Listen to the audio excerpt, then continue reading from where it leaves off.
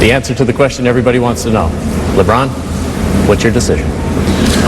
In this fall, man, this is very tough. In this fall, I'm going to take my talents to South Beach and join the Miami Heat. But we also know you three kings came down here to win championships. Not one, championships. Not two. LeBron, tell us about that. Not two, not three, not four, not five, not six, not seven. And 6 total touches in the fourth. James comes from behind and knocks it away. He's saying it was touched last by Denver. Darvin Ham not going to challenge it though. And LeBron really infuriated. He is screaming at his bench right now. And wow. He compounded the problem by not paying attention, and then Denver got the easy basket. First, James was mad at the officials, but he was even more upset with his bench. And then he had his back turned as Murray got the easy basket. Well, they're going to pin down for James. James comes up top, gets it. James on the drive, gets in the paint, layup, missed it. And the game is over. Lakers furious. They thought he was fouled. Excuse me. And it's now overtime. LeBron James so upset. Regulation is over. We go to the 5-minute OT.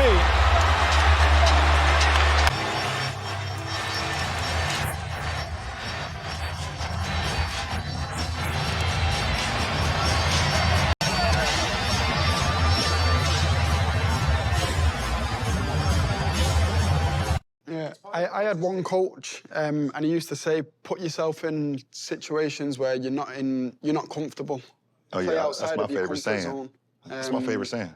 It is a question not related to the game, but since it has been a lot of publicity yesterday and today about Godfather Part 2, which is the scene or the moment or the phrase or the quote you like more from the movie? Oh, from The Godfather. It's too many different phrases and too many different lines in that movie to just categorize one. But which is the one which inspires you, represents you more? I mean, each movie is 9 hours long. I mean, what do you want me to do? I mean, there's so many. I don't know. I'll let you pick one, and I'll roll with it. It's a great trilogy. So you're holding the autobiography of Malcolm X along with Alex Haley. I don't know how far you are into the book, but what's your biggest takeaway so far? I kind of just started a couple days ago, but I've read and a lot of notes over the years. It's my first time actually reading this from start to finish. But just a very smart man, very, very, very smart man, and basically. His words in the 60s and what was going on is actually what's going on today still. Him understanding how powerful the Negro can be. He used that word a lot. How powerful we are, but we have to unite and we have to be together. We have to stand strong because there's always going to be obstacles. There's always going to be things that's going to be thrown at us where they try to weaken us. They try to make us feel like we're not kings and queens. And it's going to come from all, different races and different shapes and sizes and things of that nature. And just a very powerful-minded gentleman. And it's unbelievable to kind of read something that's coming directly from him. Just hate. Wish I had an opportunity to meet him. Obviously, we know what the situation that happened among not only him, but Dr. Martin Luther King, some of the greats that's ever walked this face of the earth, not only just here in America, but in this face of the earth. So it's a pretty interesting book so far. Congratulations, LeBron. Stop. Don't do that. Congratulations, LeBron. Champion!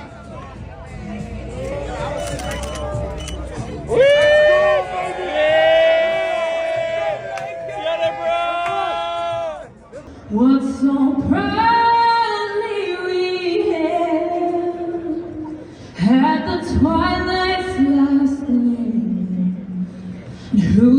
brought strength and bright stars through the perilous fight. I put in a lot of work in my game. After drape my finger to the eye, I was literally seeing three rims out there. So I just shot at the middle one, and I was able to, through the grace of the man above, I was able to knock it down. I watched the whole game.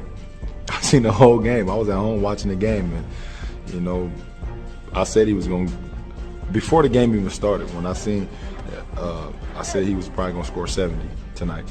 I don't know what made me say that, and my friends was with me, and they was like, okay. So when he got to like 70, I was like, well, he might as well go for 80 now. So, I mean, I'm a fan of the game, and to see that performance was unbelievable. Keep talking about my squad, our personnel ages, the way he plays, he stays injured, we're past our time in this league, etc., etc., etc. Do me one favor, please. And I mean please. Keep that same narrative energy when it begins. That's all I ask. Thank you. Man, Bronny definitely better than some of these cats I've been watching on League Pass today. Spit lightweight hilarious. LOL. Can y'all please just let the kid be a kid and enjoy college basketball? The work and results will ultimately do the talking no matter what he decides to do. If y'all don't know, he doesn't care what a mock draft says, he just works. Earn, not given. LeBron says he'd still be just as dominant if he never went to the Miami Heat. You dang right I would still be. I'm chosen. Ain't nothing changing that. Maybe less rings, but dominant from start to finish. Up, up, and away. Super washed, ain't he? Stay low and keep firing. The air up there is a tad bit different. Live. Laugh. Love. Strive for greatness. The kid from Akron. James Gang. Braun knows. Did you know if he knew the score? Thank you.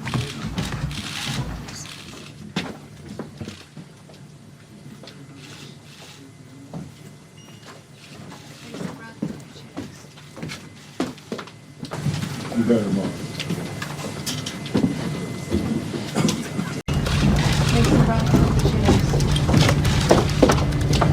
You better, Mom.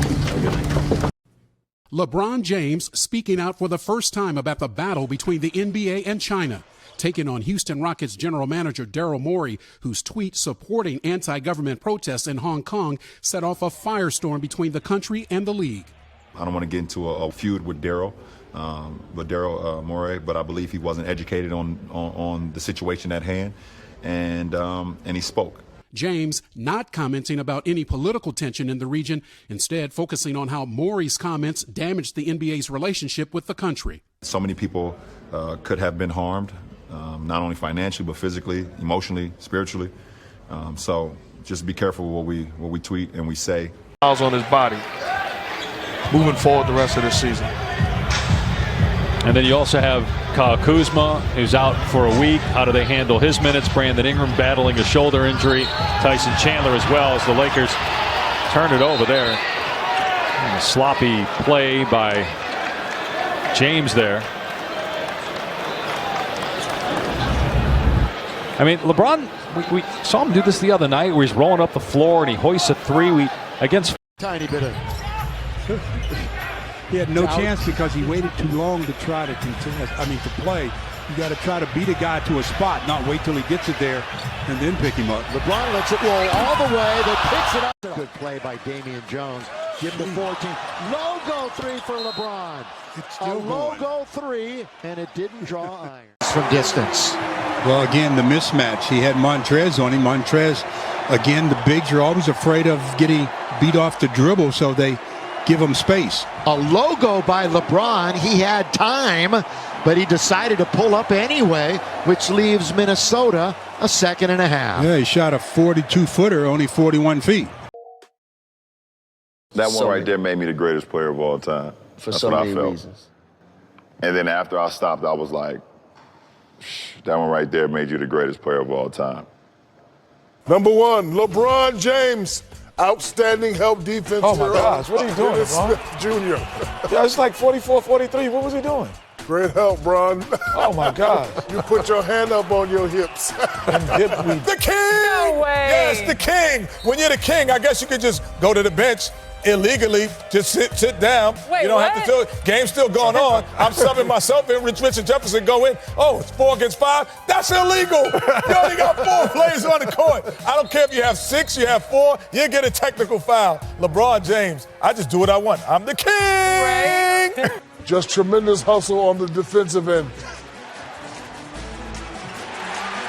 See that? Remember that? I was like, yo, that is come on, bro. That is, you got to give me some more of that. It's 88, 77, 81, man. Look at the score. Come on, Bron. You're the game winner. You got it back. To the Lakers, Devin Booker made the basket. LeBron taking it out, throws it and hits the backboard. That's a violation. I call this playing the Otto Porter defense. Oh, where'd it go get that, Tristan? He almost saved the day. Yeah, he about to run the pick and roll there. Hey, man, where you going? Son being fined $5,000 for the flopping violation, LeBron. It is what it is. Did you earn it? Did I earn it? The flop. Oh, man, quit it. Next question.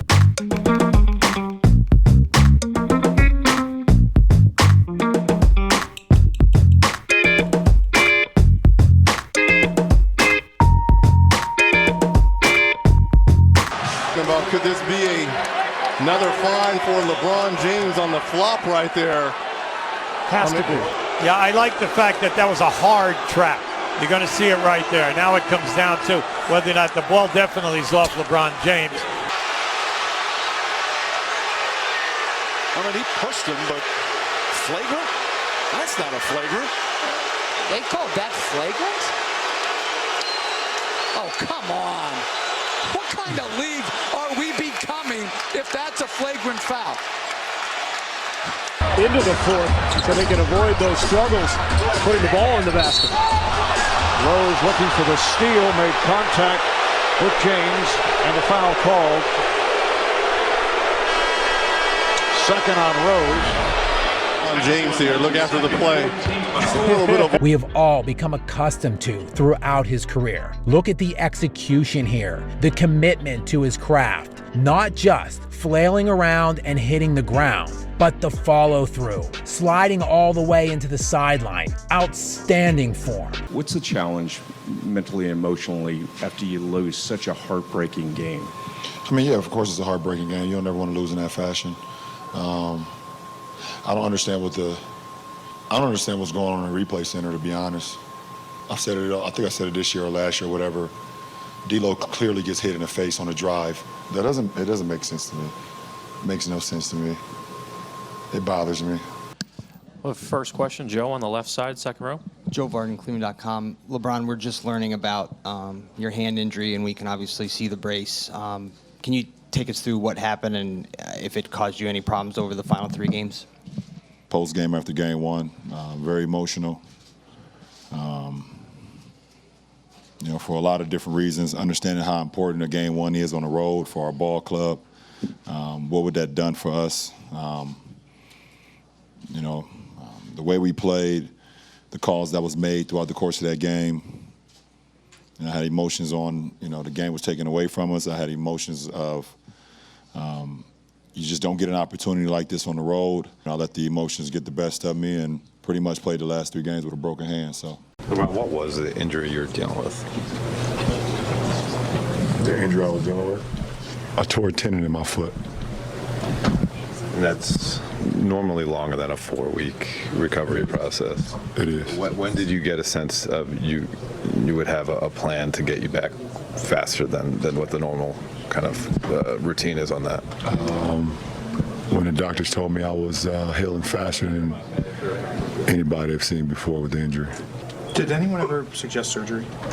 Yeah, 2 doctors. Why did you decide against it? Because I went to the LeBron James of feet. And he told me I shouldn't. I'm not done. Nah, I'm not done. Are you going to need surgery on this after this season? I don't know. Right now, I don't need it, so we'll see what happens. I'll probably get another MRI at the end of the season and go from there. But if I end up having to get surgery after the season, you guys won't know. I don't talk to you guys in the off season, and by the time next season starts, I'll be fine. I'll be ready to go. What country is the LeBron James' feet based in? What country is I don't know. I have no idea. Obviously, my first year in Miami, we had a big three.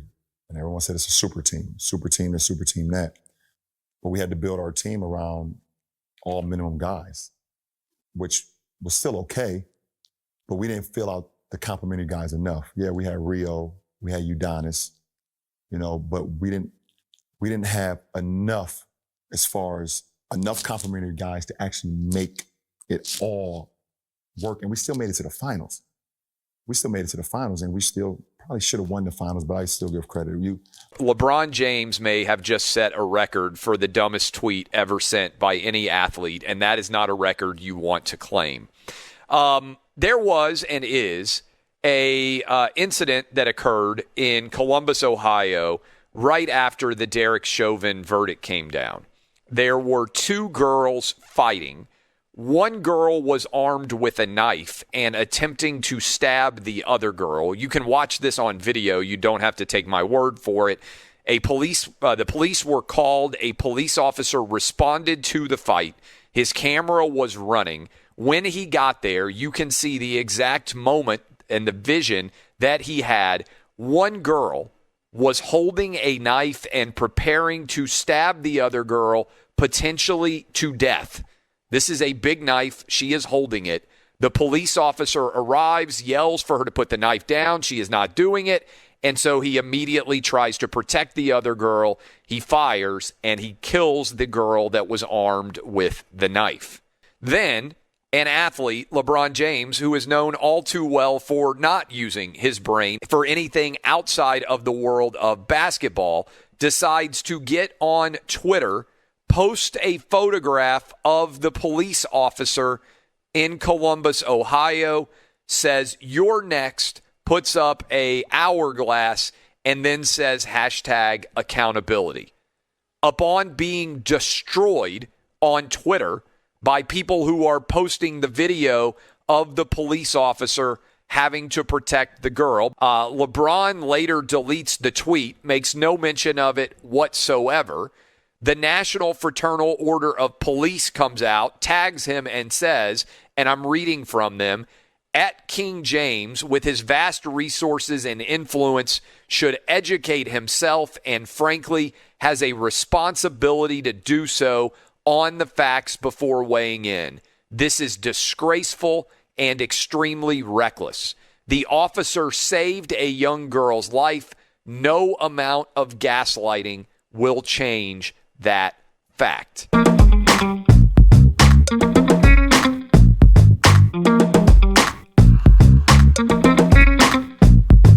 You know where I'm going. I'm about to go there. LeBron James is directly responsible for ruining the slam dunk contest. Oh, are you serious? Yes, he is. Thank you. Yes, he is. I'm not finished. I'm not finished. And I'm not laughing. I'm dead serious.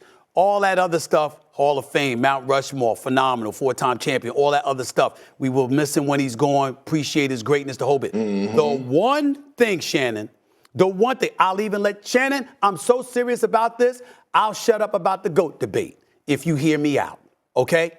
Okay.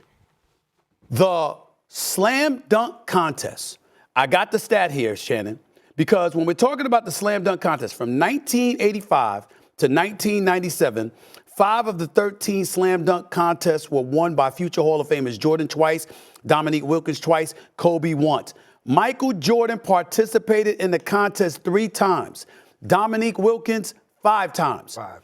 Every high jumper, every skywalker, every above the rim talent salivated for the opportunity to compete in the slam dunk contest. It stopped when LeBron James said, "I'm not doing it." And from that point forward, The stars who followed didn't feel compelled to prioritize a slam dunk contest. The tradition that was set by others preceding LeBron James. We watched LeBron James, and then you know what he did, Shannon, to rub it in? He'd do it on the layup lines before games.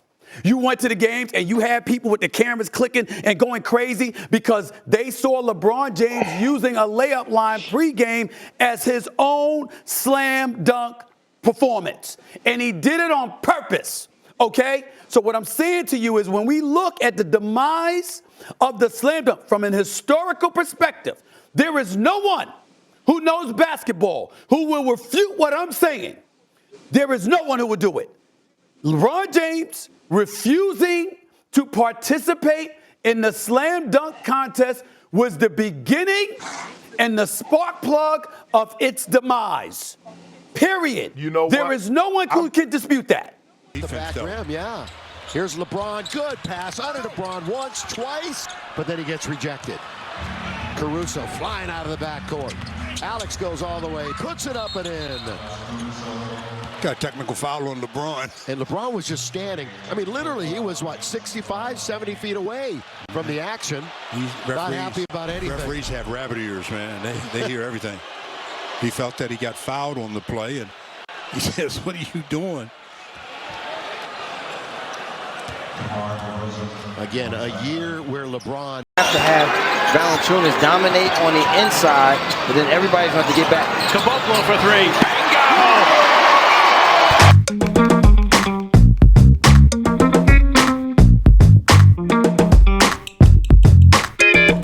LeBron was like behind the scenes. What's his nickname that they call him? LeGM? Yeah, he's a GM. He's just back there like, yeah, he be going home. Say like, you know no. what's his nickname. You know he the GM. He is a GM. Yeah, he the GM. He put that whole squad together. Yeah. He put the squad together. Okay. I wasn't mad at him. I was like, all right, bet. So this is how it goes. That's dope. LeBron himself took credit for constructing the roster, confirming the longtime meme of him being the GM. Well, it's exciting, helping put this team together this summer. Oh, did y'all hear me cough? Think I'm sick.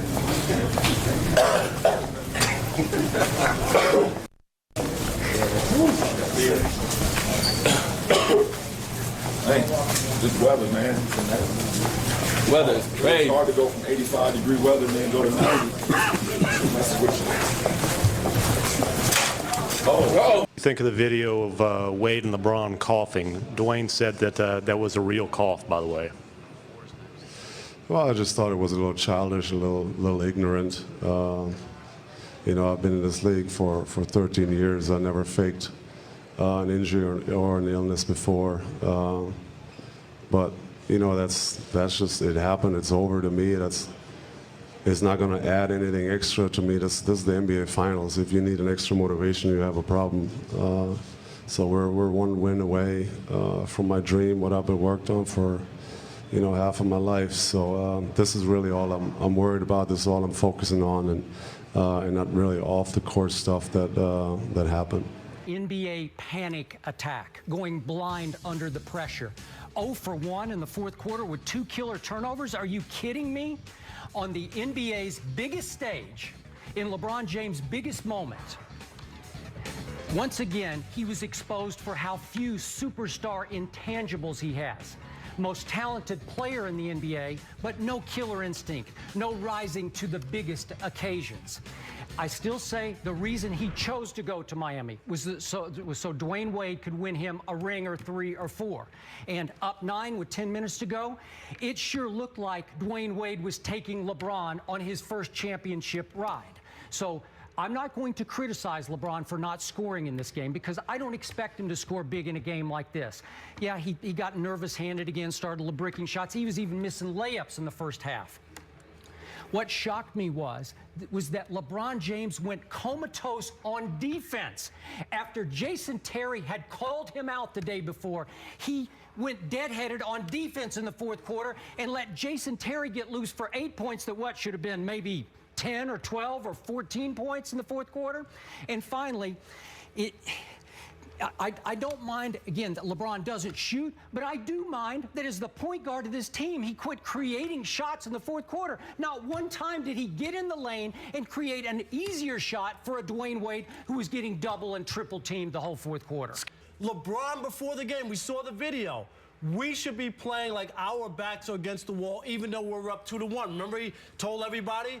And yet, in the fourth quarter especially, it was like a Weir's Waldo. I didn't even know he was in the game. I'm looking for him, and you're right. There wasn't just, I think people can live with having a bad night, shooting, playing, making some mistakes, doing things, but he just was disengaged. How can you be disengaged in the biggest game to put your foot on the Dallas Mavericks' neck and go up 3-1, not to be engaged? And listen, Skip, it's got me to the point. I never dreamed that I would see LeBron James not show up in the fourth quarter the way he did for 4 straight games in the NBA Finals. But then to come out and to say what he said in the aftermath of that press conference, people are just going to go back to their regular old lives. And to walk around all summer long, city to city, state to state, wherever he is, big fat smile on his face like, it's no big deal that we lost and I embarrassed myself in the NBA Finals. It's no big deal.